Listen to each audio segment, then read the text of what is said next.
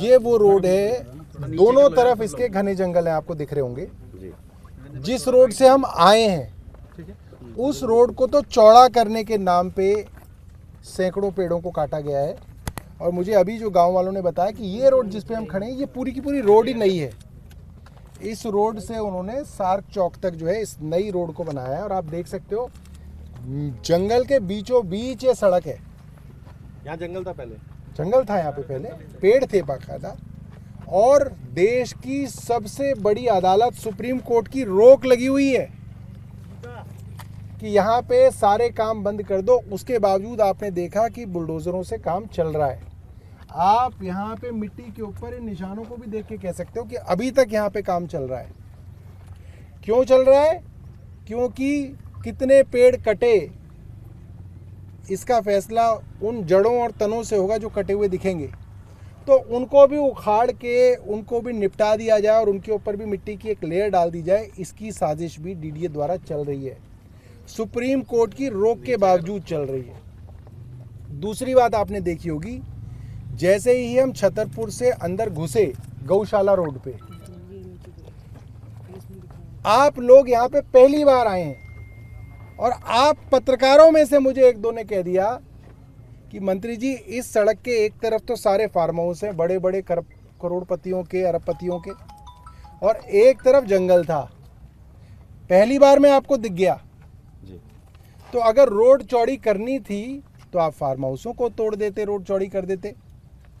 जैसे हम किसानों की ज़मीनों को एक्वायर करके ये फार्म हाउस बनाए गए, हम गरीब दिल्ली के गांव वालों की ज़मीनें एक्वायर करी सरकार ने और इन अमीरों के फार्म हाउस बना दिए। तो इन अमीरों के फार्म हाउसों की ज़मीन भी एक्वायर होके सड़क चौड़ी कर सकते थे, मगर उनके फार्म हाउसों को नहीं छुआ गया। जंगल के अंदर 1100 पेड़ काट दिए गए। एक और मैं आपको बात बताता हूँ, यहाँ पे आसपास के लोग बताते हैं, चाहे तो आप इंटरव्यू ले लीजिएगा, एलजी साहब एक बार नहीं कई बार आए हैं। क्या करने एलजी साहब यहाँ बार बार आए हैं, ये आप एलजी साहब से पूछ लीजिएगा। यहाँ के लोग बता रहे हैं एलजी साहब ने खूब चक्कर लगाए हैं यहाँ के। जब एक बार आपको आके दिख गया कि इस रोड को चौड़ी करने के लिए आप फार्म हाउसों की ज़मीन ले सकते हैं, पेड़ों को बचा सकते हैं, तो एलजी साहब को ये बात क्यों नहीं समझ में आई? ये सवाल एलजी साहब के लिए। दूसरी बात, पेड़ काटने से पहले सुप्रीम कोर्ट की परमिशन चाहिए थी। पेड़ काट दिए फरवरी के अंदर, किसी ने शिकायत कर दी तो फिर परमिशन मांगने सुप्रीम कोर्ट में गए, ये कह के कि पेड़ अभी काटे जाने हैं, हमें परमिशन दे दो। और सुप्रीम कोर्ट ने परमिशन डिनाई करी और ये कहा क्या और कोई तरीका भी है रोड चौड़ी करने का पेड़ों को बिना काटे? आप सोचिए, सुप्रीम कोर्ट जो वहाँ बैठा है उनके दिमाग में ये बात है कि क्या किसी और तरीके से भी रोड चौड़ी हो सकती है, मगर वो तरीका ना सोच के जंगलों को काटा गया। और मैं समझता हूँ फार्म हाउसों और फार्म हाउस मालिकों को करोड़ों रुपए का फायदा पहुंचाया गया और इसके अंदर बड़ी गड़बड़ी की आशंका साफ साफ नजर आ रही है। साफ साफ उन फार्म हाउसों को डबल फायदा हो गया, क्योंकि अब उनके सामने की रोड जो इतनी छोटी सी रोड थी उसको आपने जो है इतनी चौड़ी रोड बना दी, तो उनको तो आपने उनकी तो कीमतों के अंदर इजाफा हो गया। जो यहाँ लोकल बता रहे हैं कि एक फार्म हाउस अगर वो 1 रुपए का था तो अब वो 5 रुपए का हो गया उस रोड की चौड़ी होने के बाद। तो फार्म हाउसों को जिनकी ज़मीनें लेके आपको रोड चौड़ी करनी थी, उन फार्म हाउसों की ज़मीन को बिना छुए उनको करोड़ों रुपए का फायदा पहुंचाया गया। किसने पहुंचाया आप सब जानते हैं। सर, ये फैक्ट फाइंडिंग के लिए कमेटी है और ये क्यों, ये चौड़ीकरण क्यों हो रहा है? आगे कोई बड़ी ऐसी देखिए, हमें ये बताया गया है कि अंदर जो है सेंट्रल आर्म्ड पुलिस का एक हॉस्पिटल बनाया गया है। अब भाई जब उसके लिए सड़क ही नहीं थी तो वहाँ जाके छुप के तुमने अस्पताल क्यों बनवाया? उस अस्पताल को कहीं और बनवा लेते। नरेला, नजफगढ़ में दुनिया भर की ज़मीन पड़ी हुई है, डीडीए की ज़मीन है, उस पे बना लिया जाना चाहिए था। ये पूरी तरीके से जो है, और यहाँ सामने जो है सीबीआई के क्वार्टर बनाए गए हैं। फैक्ट फाइंडिंग के लिए आपकी ये कमेटी बनी है, क्या कुछ तथ्य आपको यहाँ से मिले हैं जो 12 तारीख को सुनवाई से पहले आप सुप्रीम कोर्ट के सामने रखेंगे? यही तो सारे तथ्य आपके सामने आए। अधिकारियों को भी आपने बुलाया था, कौन-कौन आ गया, कौन-कौन नहीं आया? कई बार बुला चुके हैं आप अधिकारियों को। आपने कमेटी के सामने कई बार अधिकारियों को बुलाया था, बताया जा रहा है कि नहीं आए। नोटिस भी दिया था। तो उधर का वो करके आतिशी जी भी आ गई हैं उधर से देख के। मैम क्या आप लोगों ने तथ्य मिले आपको? आज हम ये सतबड़ी के एरिया में आए हैं जहाँ पे 1100 पेड़ कटे हैं, एक रिज के प्रोटेक्टेड इको जोन में कटे हैं। और ये बहुत गंभीर मुद्दा है कि कैसे इन पेड़ों को बिना परमिशन के काटा गया, किसके आदेश पे काटा गया। और अब जो और भी ज़्यादा चिंता का मुद्दा सामने आ रहा है कि ऐसा लग रहा है कि अफसरों द्वारा तथ्यों को छुपाया जा रहा है। ये टिप्पणी सुप्रीम कोर्ट ने भी करी, सुप्रीम कोर्ट ने भी पूछा अफसरों से कि आप किसको छुपा रहे हो। दूसरा, हमने भी अब फैक्ट फाइंडिंग कमेटी में देखा है कि लगातार अफसर बहाने बना रहे हैं, कागज नहीं दे रहे हैं, मीटिंग्स में नहीं आ रहे हैं। तो ये बिल्कुल साफ है कि ऊपर से अफसरों को आदेश मिल रहा है, अफसरों को ये डायरेक्शन है कि किसी को प्रोटेक्ट किया जाए। लेकिन ये दिल्ली वालों के लिए बहुत चिंता की बात है कि दिल्ली में जब हम हीट वेव के बाद अभी निकले हैं, दिल्ली में जब इतनी पोल्यूशन की समस्या है, तो दिल्ली के सेंसिटिव इकोसिस्टम्स में अगर इलीगली पेड़ काटे जाएंगे और हाईएस्ट अथॉरिटीज द्वारा सैंक्शन होगी, तो फिर दिल्ली वालों के इंटरेस्ट को कौन देखेगा। मैम 12 तारीख को सुनवाई है, क्या कुछ आप लोगों ने क्या कुछ क्या आप लोग अपनी रिपोर्ट भी सौंपेंगे? अपनी रिपोर्ट में रखेंगे। हम सुप्रीम कोर्ट को अपनी फैक्ट फाइंडिंग कमेटी की जो रिपोर्ट है वो सामने रखेंगे।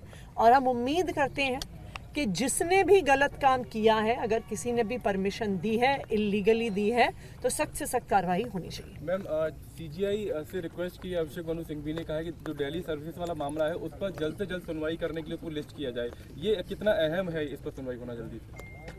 देखिए, ये दिल्ली का जो कॉन्स्टिट्यूशन बेंच का मैटर है, ये ना सिर्फ आम आदमी पार्टी और दिल्ली सरकार के लिए अहम है, ये देश में लोकतंत्र के लिए अहम है।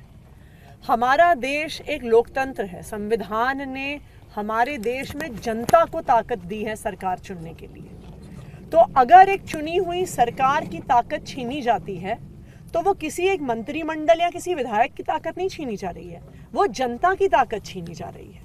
और इसलिए बहुत ज़रूरी है कि अगर हमें इस देश में लोकतंत्र की रक्षा करनी है, जनता के जनादेश की रक्षा करनी है, तो दिल्ली के सर्विसेज कानून पर जीएनसीटीडी अमेंडमेंट एक्ट के कॉन्स्टिट्यूशनैलिटी पे हेयरिंग होनी जरूरी है। सर जी, एक सवाल आपसे, कल डेंगू को लेकर आपने मीटिंग की थी कि बरसात का मौसम है, क्या कुछ लेकर तैयारी थी?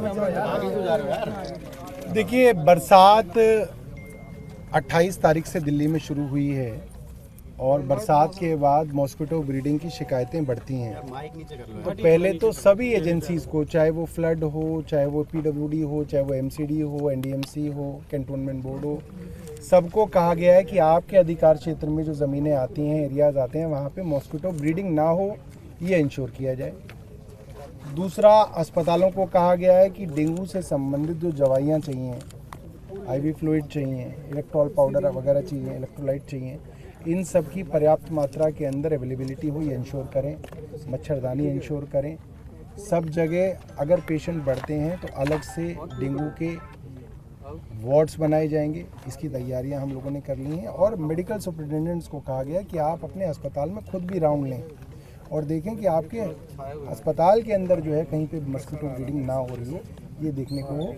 जो एजुकेशन डिपार्टमेंट है उनको कहा गया है कि वो स्कूलों को निर्देश दें कि बच्चे जो है पूरी आस्तीन के जो है कमीज़ पहने, पतलून पहने, ताकि जो है बाहर जो है स्कूल में उनको मॉस्किटो बाइट ना हो।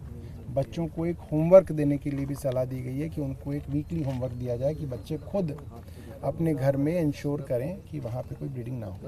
Thank you sir.